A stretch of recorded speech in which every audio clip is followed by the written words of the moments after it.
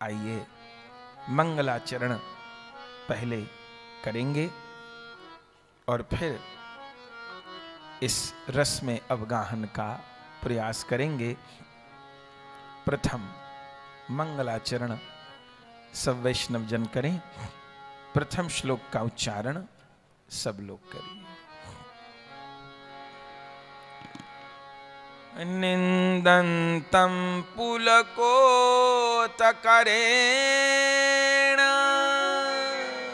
निंदन्तं पुलकोतकरेण। सब पीछे पीछे बोलिए, मंगलाचरण है ये। निंदन्तं पुलकोतकरेण निंदन्तं पुलकोतकरेण विकसन्निप्रसूनच्छविम् विकसन्निप्रसूनच्छविम् विकसन्निप्रसूनच्छविम् विकसन्निप्रसूनच्छविम् प्रोधरवी प्रोधरवी प्रोधरवी प्रोधरवी कृत्य भुजद्वयम् कृत्य भुजद्वयम् कृत्य भुजद्वयम् कृत्य भुजद्वयम् हरिहरि तुच्चैर्वदन्तं मुहुः हरिहरि तुच्चैर्वदन्तं मुहुः हरिहरि तुच्चैर्वदन्तं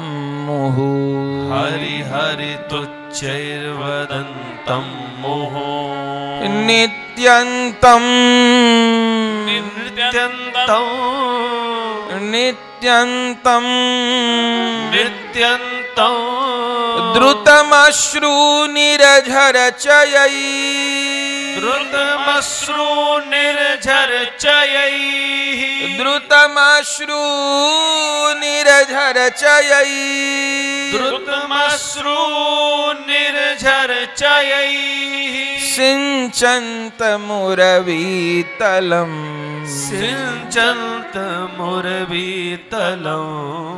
सिञ्चन्तमुरवीतलम् सिञ्चन्तमुरवीतलम् गायन्तं निज पार्षदै गायन्तं निज पार्षदै गायन्तं निज पार्षदै गायन्तं निज पार्षदै परिव्रतं परिव्रतं परिव्रतं परिव्रतं श्री गौरचन्द्रं नुमः श्री गौरचन्द्रं नुमः श्री गौरचन्द्रं नुमः श्री गौरचन्द्रं नुमः। जिनके श्री अंग की शोभा कदम्ब के पुष्प के रोमांच को भी परास्त करने वाली है, कदम्ब के पुष्प की आभा को भी परास्त करने वाली है,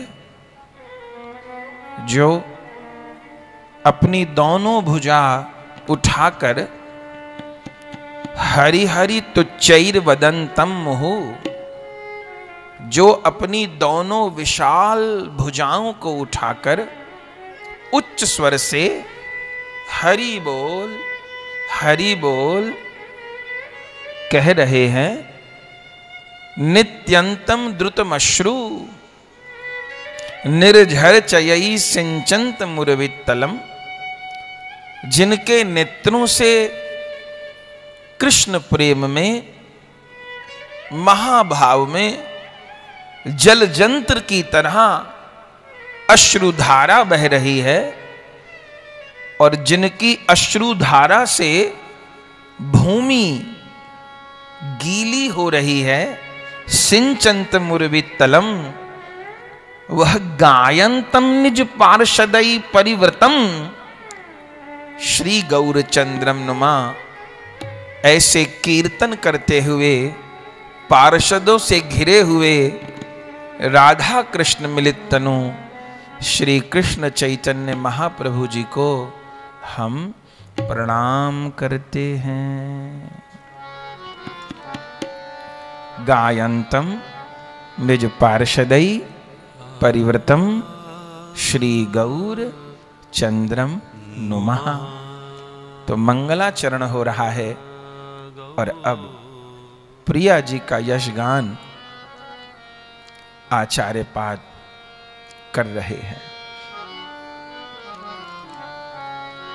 यस्या कदापि यस्या कदापि यस्या कदापि यस्याः कदापि वसनांचल खेलनोत्थ वसनांचल खेलनोत्थ वसनांचल खेलनोत्थ वसनांचल खेलनोत्थ धन्याति धन्य धन्याति धन्य पवनेन कृतार्थमानि पवनेन कृतार्थमानि पवनेन कृतार्थमानि पवनेन कृतार्थमानि योगीन्द्र दुर्गम गति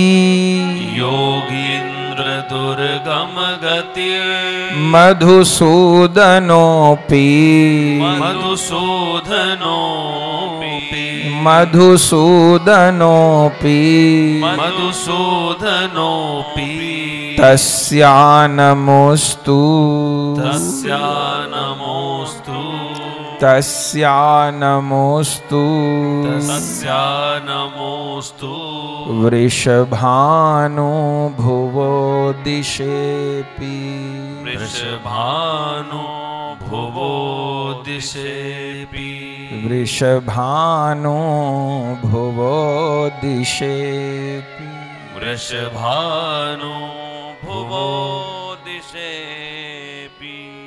आहा, ग्रंथारंभ हो रहा है।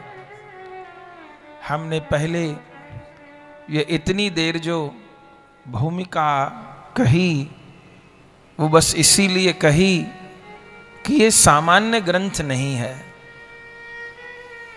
ये जिस ग्रंथ की चर्चा हम आप लोग करने बैठे हैं ये सामान्य ग्रंथ नहीं है, ये रस ग्रंथ है और रस ग्रंथ भी प्रिया जी से संबंधित है। तो ये जितनी भूमिका कही उसको ध्यान रखिएगा। यह प्रिया जी का निर्मल यश, ये प्रिया जी का निर्मल प्रेम हमारा सर्वतो भावेन कल्याण करने वाला है। पर मुसीबत यही है कि निर्धन व्यक्ति को हीरे का हार मिल गया पर वो कह रहा है मुझे तो दाल रोटी चाहिए थी, भूख लग रही थी। अब उसको कौन कहे कि इस हीरे के हार की करोड़ों की कीमत है और दाल रोटी तुझे 10-20 रुपया में भी मिल जाएगी। अब उसे कौन समझाए। एक राजा था, वो जंगल में गया शिकार खेलने, भटक गया, साथी बिछुड़ गए। तो भटकते भटकते बहुत दूर चला गया, दिन छिप गया, रात हो गई। तो एक लकड़हारे की कुटिया थी, लकड़ी काट के जला के कोयला बनाने वाले की लकड़हारे की कुटिया थी। राजा ने कहा जंगल है, रात तो काटनी है, हिंसक पशुओं का डर है, तो इस लकड़हारे के पास जाऊं, रात तो काटूं कैसे। चला गया, अपने बारे में बताया नहीं कि मैं यहाँ का राजा हूं। लकड़हारे को कहा भाई मैं भटक गया हूं, एक रात काटनी है, मुझे तुम आश्रय दे दो। लकड़हारा बड़ा अच्छा व्यक्ति था, उसने कहा हाँ हाँ भाई आओ, कोई बात नहीं, रहो। रात भर राजा को रहने के लिए भी दे दिया, जो उसके पास साधन था, एक चटाई दे दी, उड़ने को दे दिया। जो उसके पास रूखी सूखी रोटी थी रात को वो भी राजा को खाने को दे दी, पानी दे दिया, रहने की व्यवस्था कर दी। सवेरा हो गया, इतने में राजा के सैनिक ढूंढते ढूंढते राजा को आ गए। राजा चलने को हुए। अब लक्कड़हारे ने देखा कि ये सामान्य व्यक्ति नहीं था, ये तो राजा था। बोले महाराज मैं तो बहुत गरीब आदमी हूं, मुझे तो पता नहीं था आप राजा हैं, मैं तो आपकी कोई सेवा कर नहीं पाया। राजा ने कहा मैं तुम्हारी सेवा से बहुत प्रसन्न हूं। तुम यदि राजा मान के मेरी सेवा करते तो मुझे समझ में आता कि स्वार्थ था तुम्हारे अंदर, पर तुम्हें तो पता नहीं था मैं राजा हूं। तुमने तो केवल एक अतिथि मान के, एक अभावग्रस्त मान के मुझे रोटी भी दी, रहने को भी दिया, तो मैं बहुत प्रसन्न हूं। और मैं तुम क्या काम करते हो?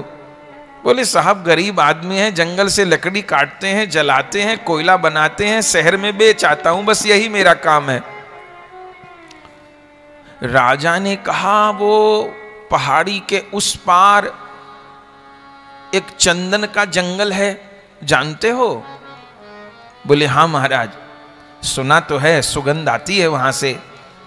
वो पूरा चंदन का जंगल मैं तुम्हारे नाम करता हूं,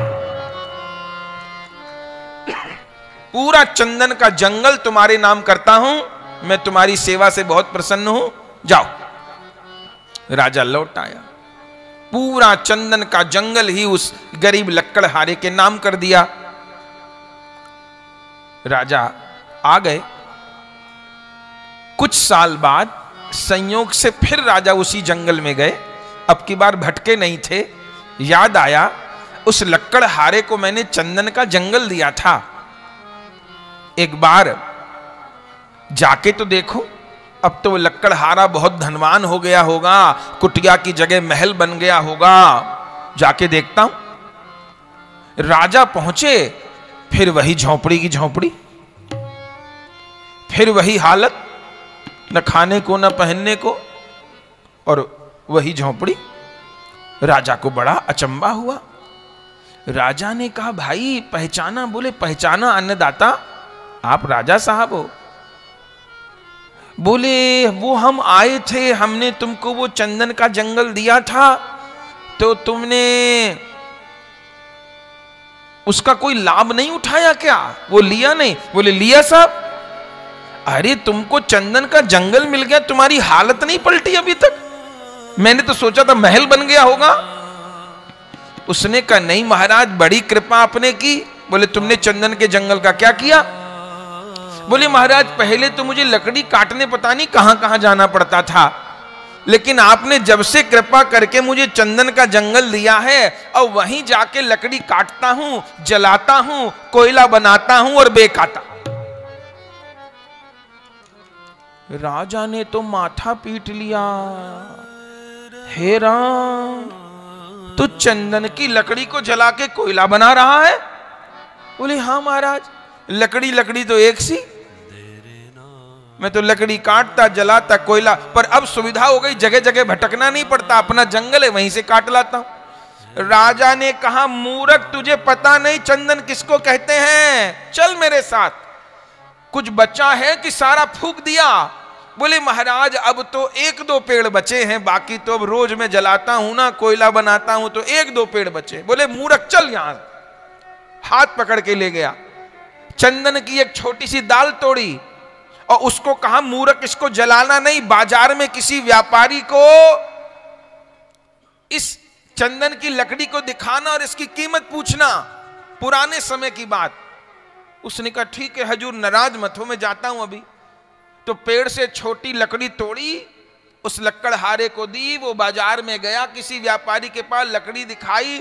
बोले महाराज क्या कीमत होगी? उसने उसी समय लक्कड़हारे को 1000 रुपया दे दिए। वो 10 पैसा 20 पैसा कमाने वाला 1000 रुपया, वो तो नाचने लग गया सड़क के ऊपर। आया लौट के राजा के पास, बोले महाराज आपने तो आंख खोल दी। क्या? बोले जब छोटी सी डाल की 1000 रुपया कीमत है तो पूरे पेड़ की कितनी कीमत होगी? राजा ने कहा मूर्ख, ये सोच जब एक डाल की इतनी कीमत है तो पूरे जंगल की कितनी कीमत होगी।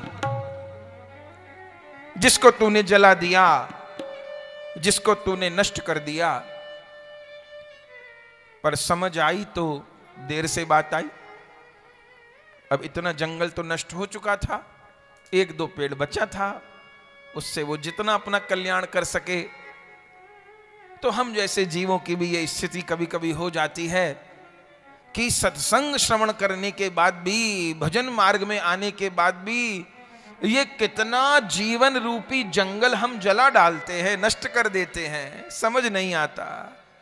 जीवन गुजर गया तब जीने का ढंग आया, जब बुझ गई क्षमा तब महफिल में रंग आया। और फुर्सत के वक्त भी ना सुमिरन का वक्त निकला, उस वक्त मांगा जब वक्त तंग आया। गाड़ी निकल गई तब घर से चला मुसाफिर, मायूस हाथ मलता वापस बेरंग आया। तन की मशीनरी ने तब काम करना सीखा, जब बूढ़े तन के हर एक पुर्जे में जंग आया।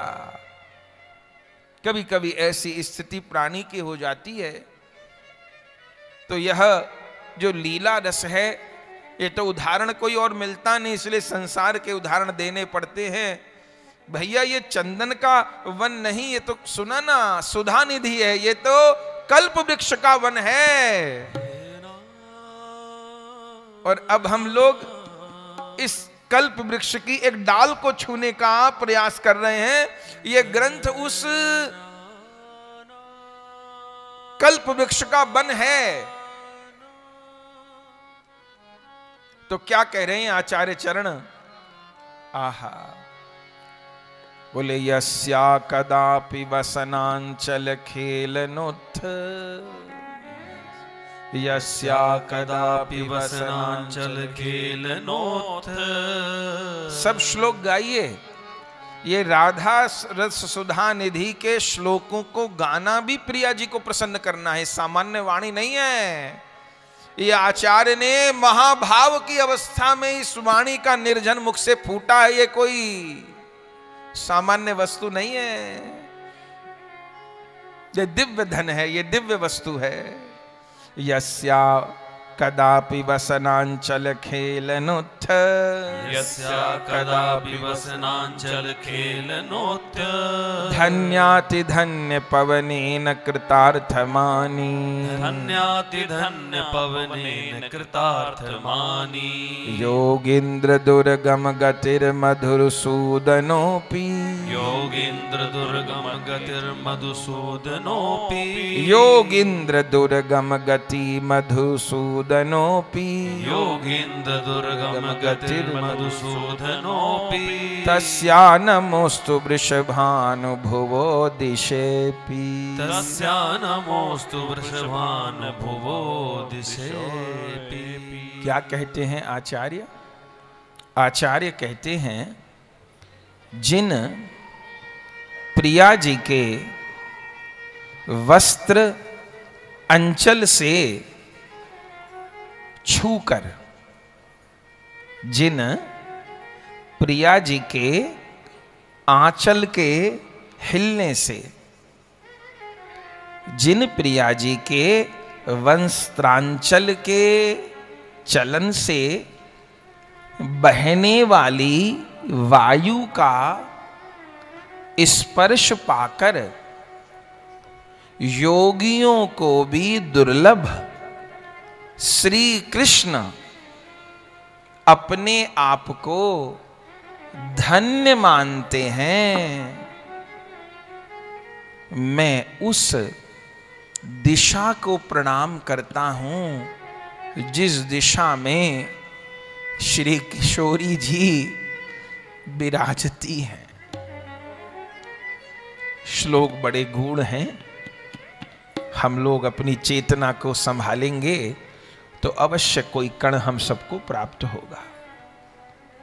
योगीन्द्र दुर्गम गति मधुसूदनोऽपि, जो श्याम सुंदर बड़े बड़े योगियों के ध्यान में भी नहीं आते, बड़े बड़े ज्ञानी, बड़े बड़े योगी, वो नेत्र बंद करके बैठे रहते हैं ना, कितने महात्माओं को आपने देखा होगा या भ्रकुटी के बीच में ध्यान लगाते हैं, ज्योति का दर्शन होता है। वो ज्योति क्या है? वो ज्योति का दर्शन करते हैं, आत्म प्रकाश हो जाता है, आत्म साक्षात्कार हो जाता है और उस ज्योति में लीन हो जाते हैं। इसी को मोक्ष कहते हैं, इसी को सायुज्य कहते हैं। ज्ञानी लोग, योगी लोग यही चाहते हैं। होता क्या है?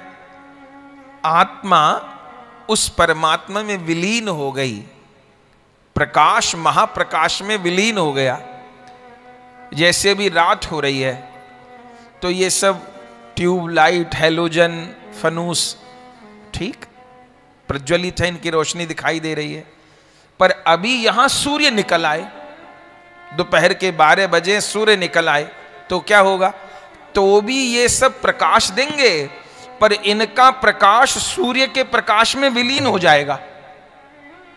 इसी को कहते हैं मोक्ष।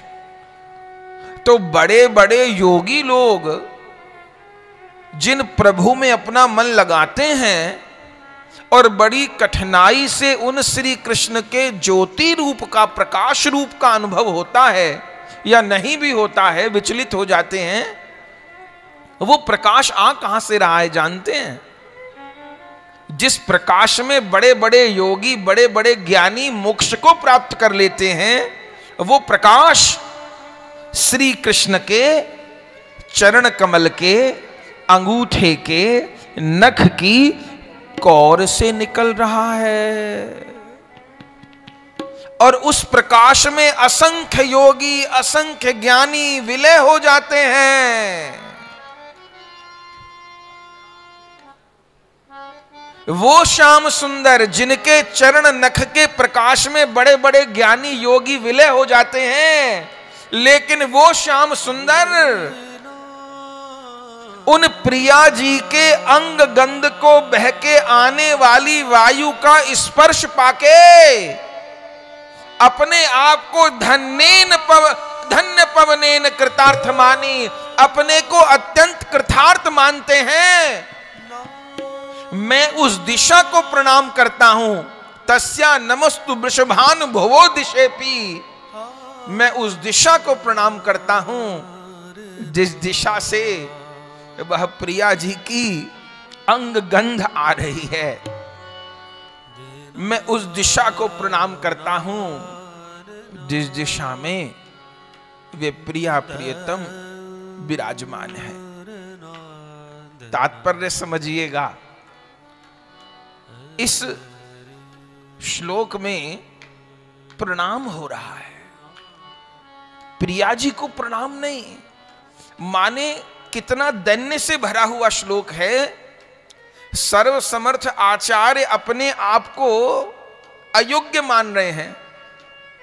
ग्रंथ के आरंभ में इष्ट देव को प्रणाम करना चाहिए ना। किशोरी जी का ग्रंथ है तो किशोरी जी को प्रणाम करना चाहिए था ना, श्याम सुंदर को प्रणाम करना चाहिए था ना। पर श्री जी को प्रणाम नहीं, मेरी वहां तक पहुंच नहीं है।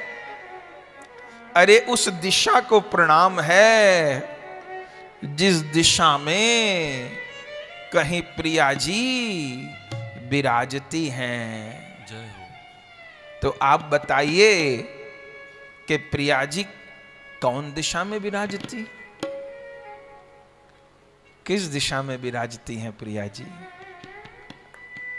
अरे प्रिया जी तो ब्रज मंडल में विराजती है। कभी बरसाना विराजती हैं, कभी वृंदावन विराजती हैं, कभी नंदगांव विराजती हैं, कभी यमुना तट पर विराजती हैं, कभी निधिवन विराजती हैं, कभी सेवा कुंज विराजती हैं।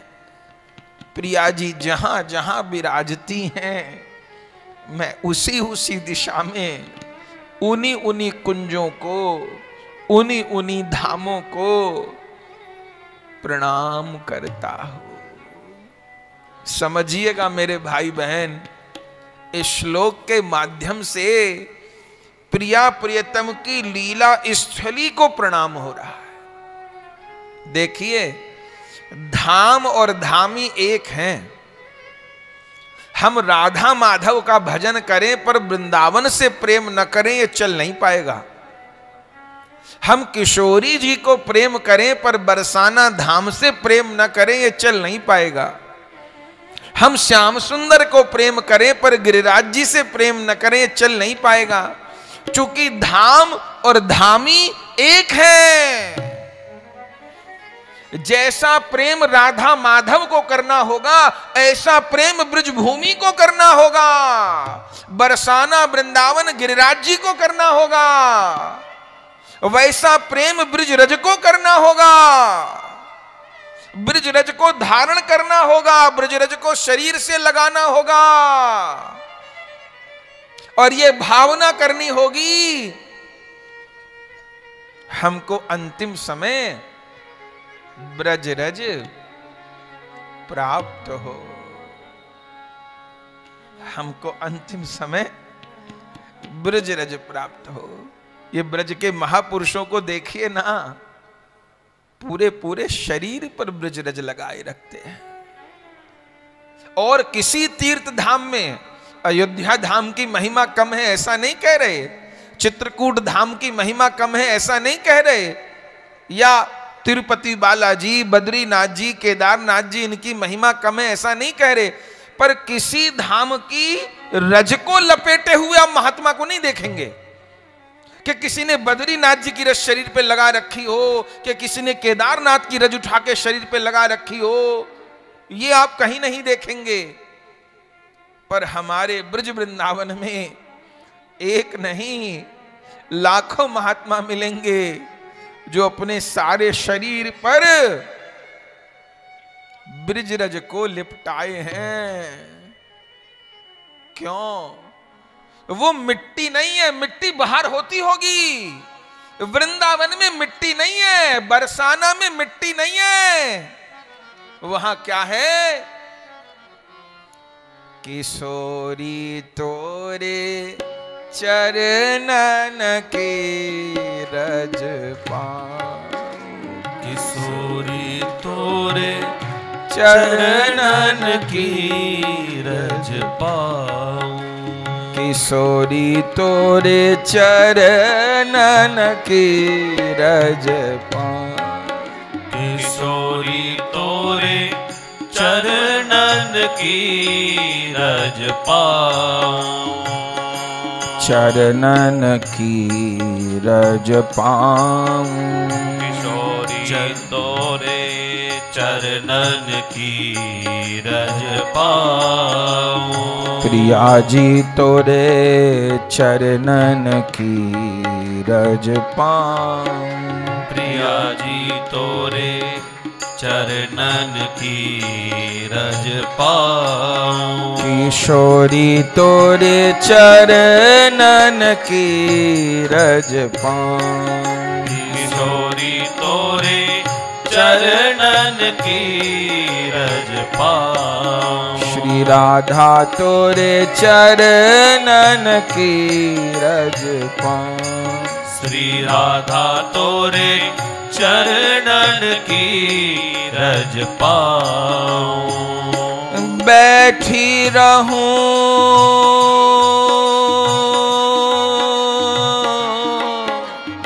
हा राधा,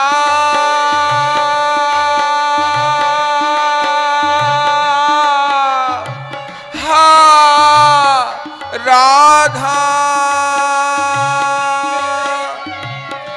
बैठी रहूं,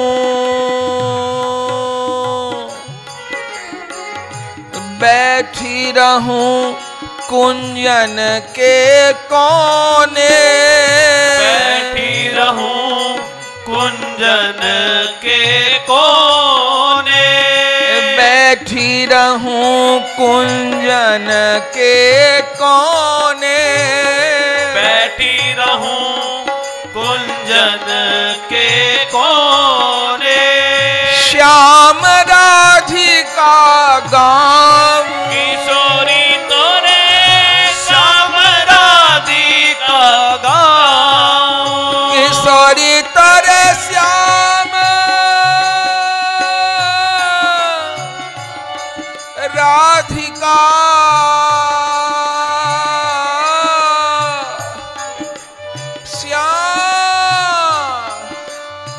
राधिका,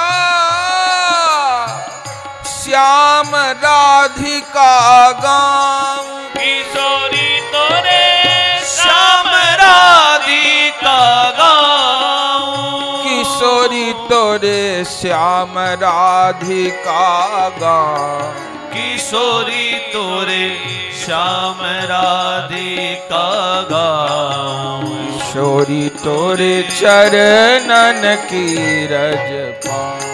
किशोरी तोरे चरणन की रज पाऊं। प्रिया जी तोरे चरणन की रज।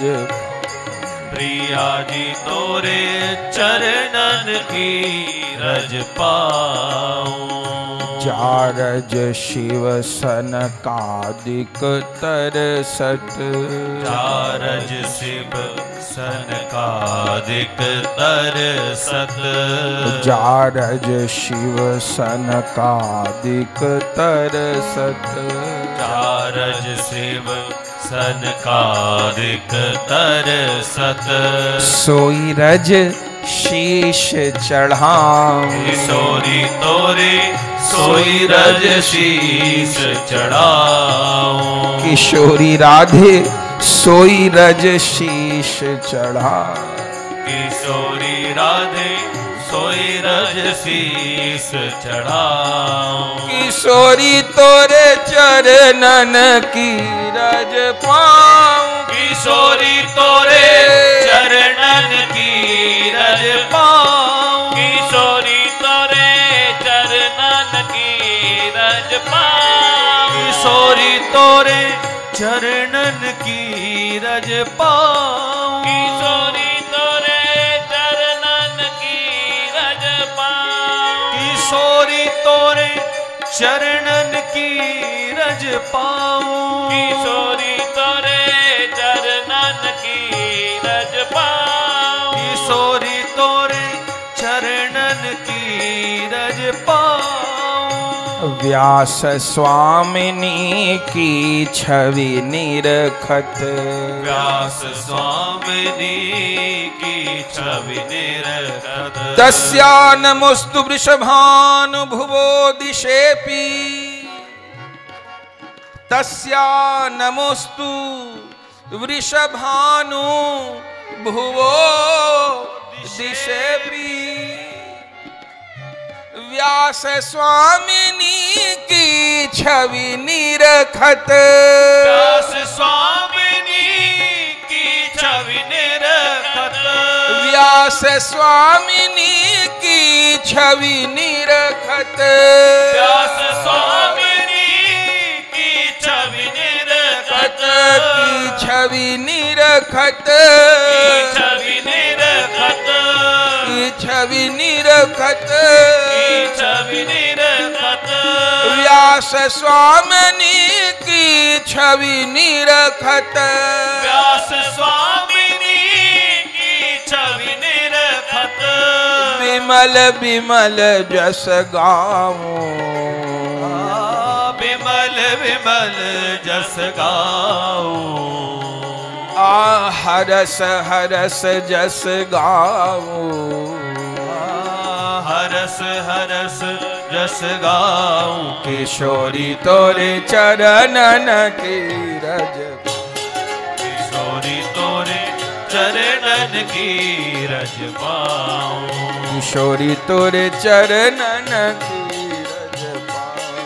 किशोरी तोरे चरणन की रज पाऊं। बैठी रहूं कुंजन के कोने। बैठी रहूं कुंजन के कोने।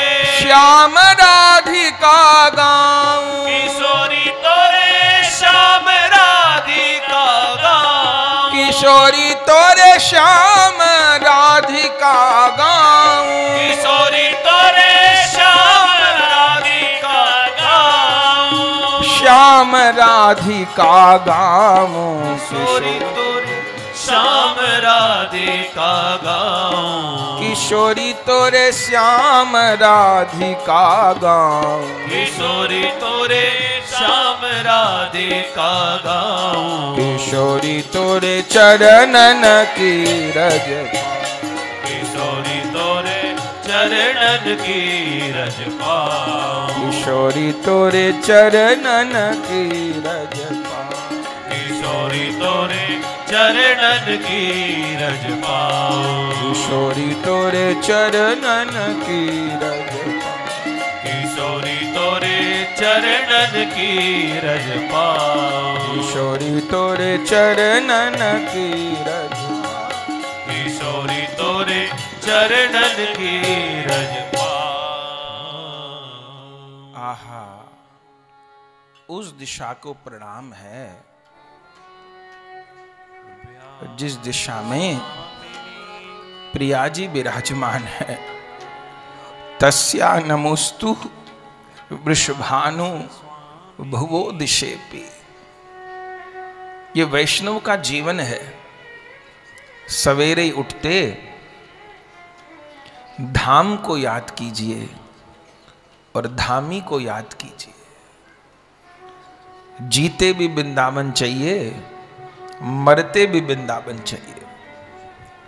जीते भी ब्रजरज चाहिए, मरते भी ब्रजरज चाहिए। जीव गोस्वामी पाद कहते हैं, कृष्ण प्रेममयी राधा, राधा प्रेममयो हरि।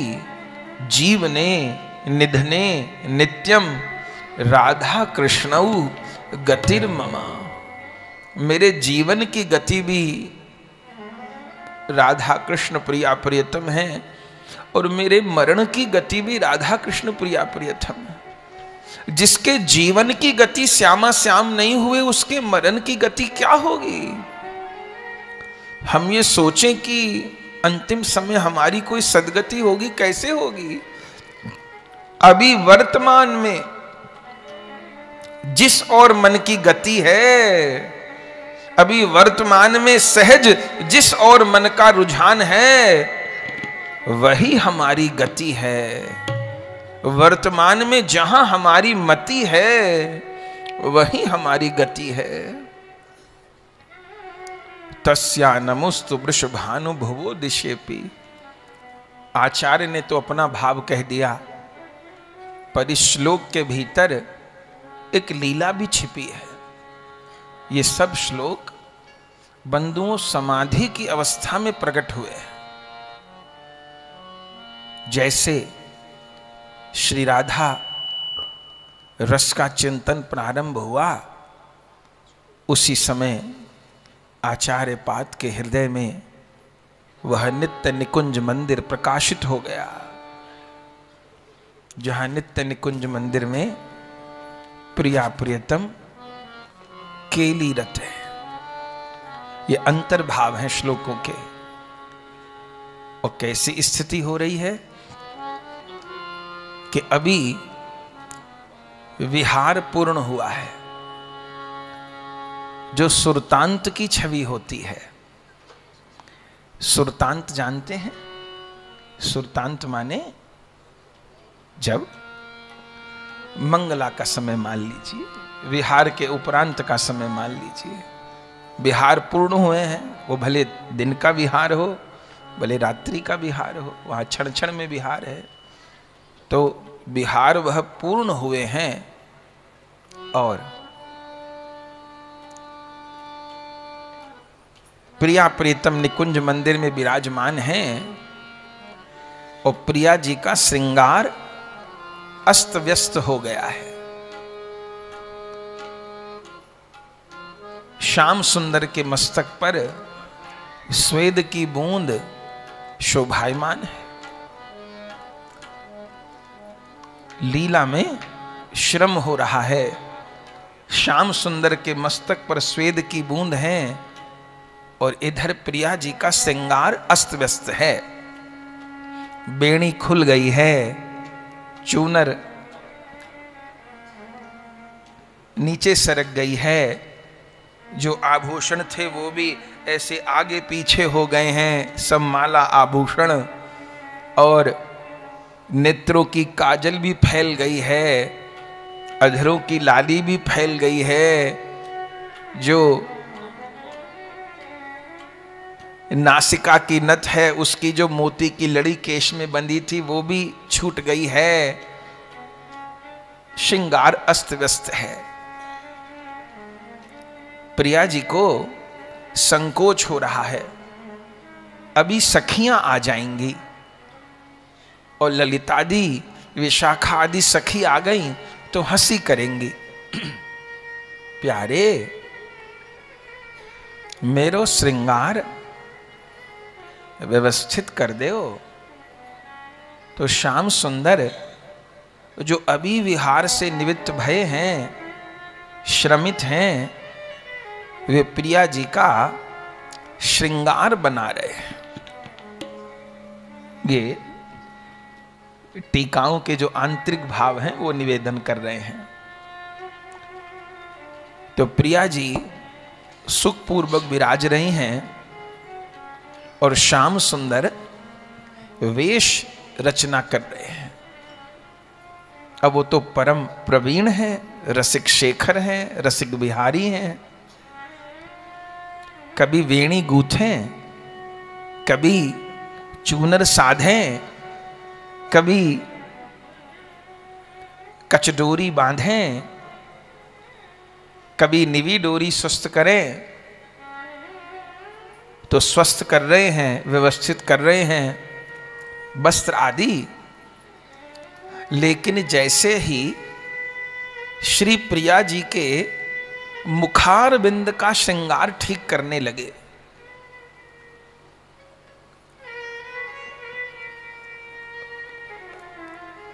मेरे हाथों में मेहंदी लगी है, मेरी लट उर्झी सुरझाए जा, मेरे माथे की बैंदी गिर जो परी, प्यारे अपने ही हाथ लगाए जा, मेरे सिर की चूनर सरक गई, प्यारे अपने ही हाथ उड़ाए जा,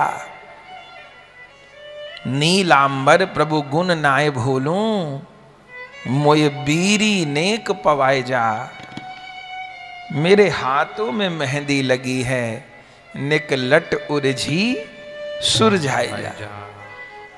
तो वस्त्र तो ठीक किए, लेकिन जब मुखारविंद का श्रृंगार साधने लगे, ओहो, भावना करनी होगी। भावना परक ग्रंथ है, लीला परक ग्रंथ है। कैसे प्रिया जी की सिंदूर की मेहंदी वो फैली है और कैसे श्याम सुंदर उसको साध रहे हैं।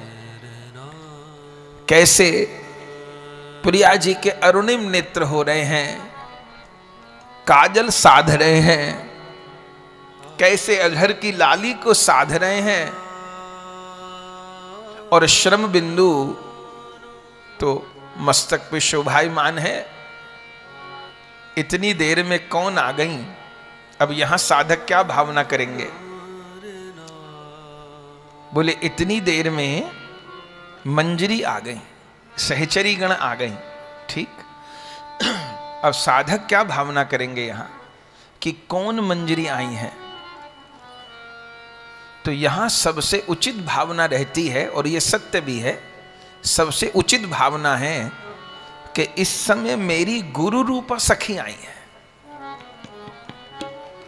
अब भावना ललिता जी की भी कर लीजिए, भावना विशाखा जी की कर लीजिए, तुंग विद्या जी की कर लीजिए, रूपमंजरी जी की कर लीजिए, जिनकी भी कर लीजिए, लेकिन सबसे जो एकदम पोषण करने वाला भाव है वो मेरी गुरु सखी आई हैं। गुरुदेव आचार्य देखने में तो आचार्य संत रूप में दिखाई देते हैं, पर उनके भीतर तो कोई किशोरी जी की लाडली प्यारी सखी बैठी है। वो कौन सखी है? अरे प्रिया जी ने मुझे अपनाने के लिए मेरी गुरु रूपा सखी को नियुक्त किया है। मुझ पर कृपा करने के लिए मेरे गुरुदेव के रूप में प्रिया जी की सखी का अवतार हुआ है। इस प्रेम रस वाले मार्ग में, इस वृंदावन वाली भक्ति के मार्ग में हम जहां भी आश्रित हैं, हमारा जिनके भीतर गुरु भाव है, हमको तो हमारे गुरुओं ने यही बताया है कि सब ठाकुर ठाकुर एक हैं और गुरु गुरु सब एक, संत संत सब एक हैं, भक्त भक्त सब एक, सब ठाकुर ठाकुर एक हैं। वही प्रिया प्रियतम राधा रमन लाल के रूप में हैं, वही प्रिया प्रियतम राधा वल्लभ बने हैं, वही प्रिया प्रियतम बांके बिहारी बने हैं, वही प्रिया प्रियतम बरसाने में लाडली लाल बने हैं, और वही प्रिया प्रियतम मेरे घर पर भी विराजमान हैं, श्री विग्रह रूप में अथवा श्री चित्रपट रूप में। हाँ, हमारे अपने घर के ठाकुर जी को बिहारी जी से, राधा वल्लभ जी से, राधा रमन जी से कम मत आंकिएगा, न तो साधना नहीं हो पाएगी। वही राधा वल्लभ जी, वही राधा रमन लाल जी, वही बिहारी जी मेरे घर पर मेरे ठाकुर जी के रूप में विराज रहे, मेरी सेवा ग्रहण कर रहे, वे तो अनंत रूप आए हैं ना, रत्ती भर भी कम नहीं। मुझे इस रूप में प्रिया प्रियतम मिले हैं, मेरी सेवा, भले चित्रपट रूप में ठाकुर जी विराजे, भले विग्रह रूप में ठाकुर जी विराजे, वही भावना। और गुरुदेव कौन है? प्रिया जी ने मुझे अपनाने के लिए, प्रिया प्रियतम ने मुझ पर कृपा करने के लिए अपनी प्राण प्यारी सखी को गुरु रूप में भेजा है। अब वो मेरी आंखों की कमी है कि मैं उनके रूप को नहीं पहचान पाई, नहीं पहचान पाया। ये मेरी कमी है कि हीरे को देख के भी मैं हीरे का मूल्यांकन नहीं कर पाया, मेरी कमी है, हीरे की कमी थोड़ो है ये। लेकिन भावना ये है। तो श्याम सुंदर प्रिया जी के मुखार विंद का श्रृंगार ठीक कर रहे हैं, लेकिन वो तो रस राज्य है ना साहब। अब श्रृंगार सुधार रहे हैं कि बिगाड़ रहे हैं वो तो वही जाने। क्यों? जैसे प्रिया जी की बैंदी को ठीक करने लगते हैं तो नेत्रों में मन अटक जाता है, और जब प्रिया जी के नेत्रों को देखते हैं तो कहां सुध-बुध रहती है। नेत्रों से नेत्र अटक जाते हैं, और स्वर्ण शलाका से जो बैंदी ठीक कर रहे होते हैं वो बैंदी और बिगड़ जाती है। कभी प्रिया जी की काजल सुधार रहे होते हैं तो नासिका के बुलाक में मन अटक जाता है। प्रिया जी के श्वास प्रश्वास से नासिका का बुलाक डोलायमान हो रहा है। अब उस नासिका के बुलाक को देखने लगते हैं, साध रहे थे काजल, वो काजल और बिगड़ जाता है। उस काजल का मार्जन करने लगते हैं तो प्रिया जी के अधर कमल की शोभा कंप हो रहा है। मस्तक पर स्वेद की बूंद है, प्रिया जी के माथे पर भी स्वेद की बूंद है। अभी तो विहार संपन्न हुआ है। प्रिया जी चाहती हैं जल्दी श्रृंगार सज जाए, सखियां आती होंगी। ललिता जी विशाखा जी तो भी नहीं आ पाई, पर मेरी गुरु सखी तो अंतरंगा है ना, उनको तो बड़े बड़े गोपनीय मार्ग पता है प्रिया प्रियतम तक पहुंचने के। मुझे भी एक दिन उसी गोपनीय मार्ग से वो प्रिया प्रियतम के पास ले जाएंगी। मुझे तो गोपनीय मार्ग नहीं पता, गुरु सखी को पता है, वो तो अंतरंग परिकर है। तो गुरु सखी जाने कौन से अंतरंग मार्ग से भीतर आ गई और जान गई कि स्वेद की बूंद मस्तक पे है, उसी के कारण सिंदूर बेंदी रुक नहीं रही।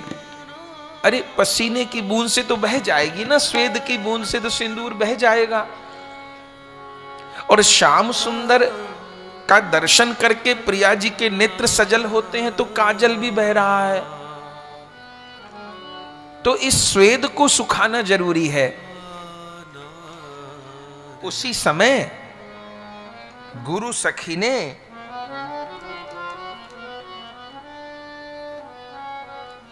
अपना आंचल लिया और आंचल लेकर के प्रिया प्रियतम को प्यार करने लगे। प्यार कर रहे हैं और जैसे अपना आंचल फैला के गुरु सखी प्रिया प्रियतम को प्यार कर रही हैं, वो तो चिन्मय धाम है। अब उसका वर्णन वाणी से कैसे हो, इसलिए मन में चित्र तो बनाना पड़ेगा। इसके लिए ग्रंथ अनुशीलन अनिवार्य है, ग्रंथ श्रवण अनिवार्य है, चित्र तो बनाना पड़ेगा।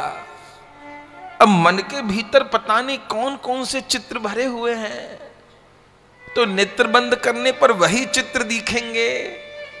काम के कामनी के पता नहीं कौन कौन चित्र भरे हैं। एक साधक को अपने हृदय में एक चित्र तो बनाना पड़ेगा ना। यही तो ध्यान है वैष्णवों का। हमारा ध्यान वो ज्योति में लगाने वाला नहीं है, हम लोगों की निर्विकल्प समाधि नहीं है। हम लोग तो सगुण का ध्यान करने वाले हैं ना, हम लोग जोरी का ध्यान करते हैं। वृंदावन का ध्यान करना होगा, निकुंज मंदिर का ध्यान करना होगा। कैसी शोभा है,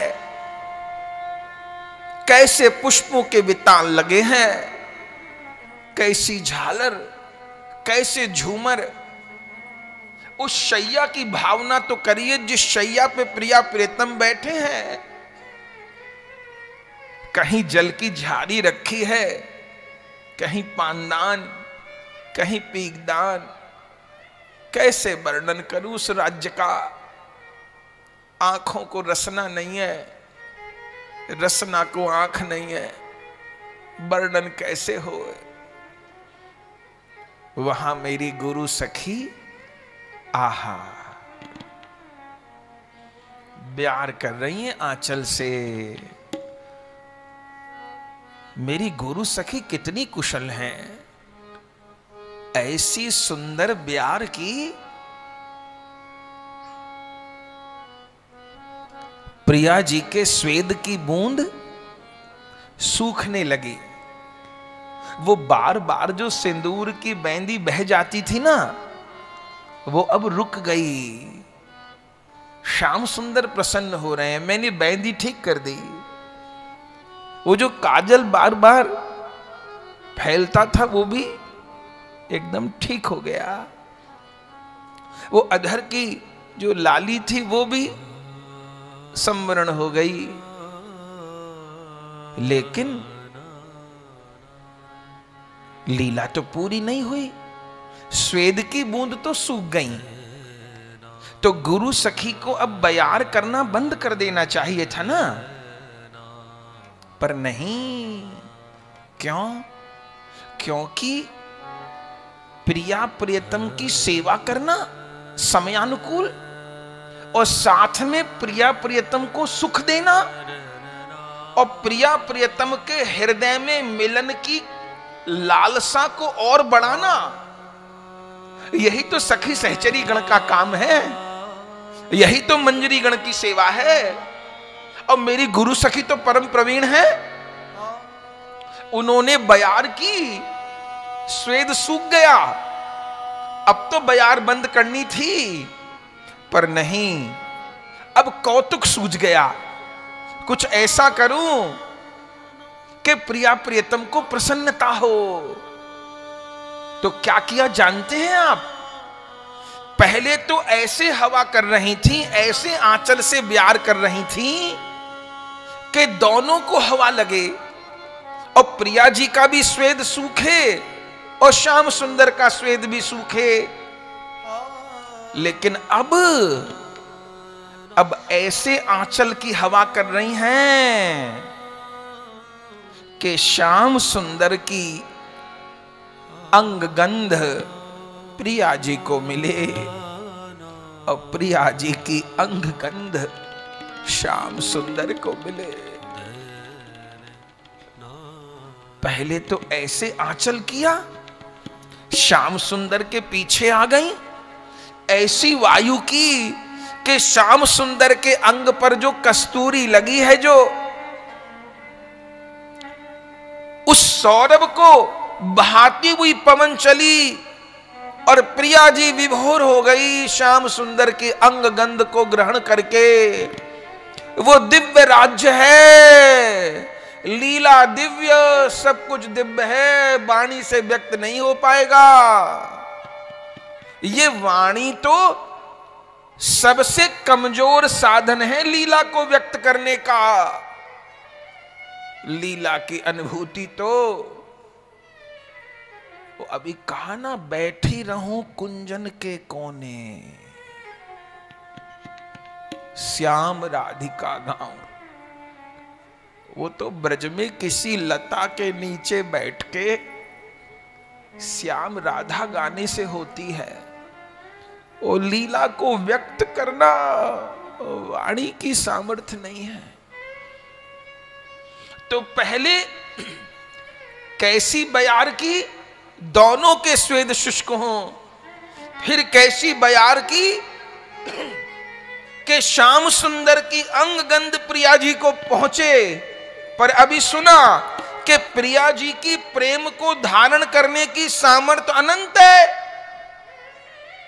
पर श्याम सुंदर की उतनी नहीं। पहले ऐसी बयार की कि श्याम सुंदर की अंग गंध प्रिया जी को प्राप्त हो, और फिर श्याम सुंदर को सुख देने के लिए प्रिया जी के पीछे जाके ऐसी बयार की कि प्रिया जी की अंग गंध श्याम सुंदर को प्राप्त हो। और जैसे प्रिया जी की अंग गंध, वो प्रिया जी की सहज सौरभ, वो कस्तूरी की गंध, वो अंग उपटना की गंध, वो इत्र की गंध, वो प्रिया जी का एक नाम है, प्रिया जी का एक नाम है गंधोन्मादित माधवा। क्या नाम है प्रिया जी का? गंधोन्मादित माधवा, जो अपनी गंध से माधव को उन्मादित करती हैं। आज गुरु सखी ने ये नाम सत्य कर दिया। प्रिया जी के पीछे जाके ऐसा आंचल फहराया कि श्याम सुंदर को प्रिया जी की अंग गंध आने लगी। मिलन तो अभी पूर्ण हुआ था, लेकिन प्रिया जी की अंग गंध श्याम सुंदर के अंग को स्पर्श की तो मानो मैंने प्रिया का आलिंगन किया है। श्याम सुंदर को ऐसा अनुभव हुआ। और जब श्याम सुंदर की अंग गंध प्रिया जी को गई तो उनको ऐसा अनुभव हुआ कि मैंने श्याम सुंदर का आलिंगन किया। और जैसे प्रिया जी की अंग गंध श्याम सुंदर के पास गई, उसी समय गुरु सखी को श्याम सुंदर क्या बोले? शाबाश सखी, शाबाश।